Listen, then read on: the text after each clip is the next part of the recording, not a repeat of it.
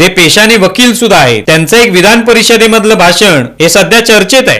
त्यांच्या बाजूला स्वतः उद्धव ठाकरे बसलेले आहेत, ते सुद्धा आमदार आहेत, पक्षप्रमुख सुद्धा आहेत. तर त्या भाषणामध्ये अनिल परब काय म्हणतात हे आपण ऐकूया.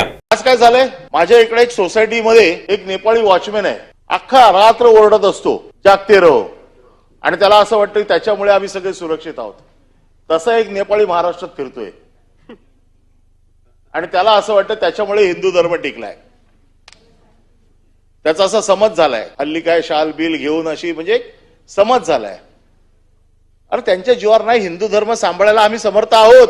अनिल परबांचे भाषण आपण ऐकलं. त्यावेळेला अधिवेशनामध्ये चर्चा सुरू आहे ती संविधानावर. संविधानाची ताकद काय आहे, संविधानामागचा इतिहास काय आहे, डॉक्टर बाबासाहेब आंबेडकरांनी हे संविधान लिहिताना कोणत्या प्रकारची काळजी घेतली, कशा प्रकारचा दांडगा अभ्यास केला, त्यासाठी हे सगळं प्रत्येकाने सांगायचंय, त्याचं महत्व सांगायचंय अधिवेशनादरम्यान.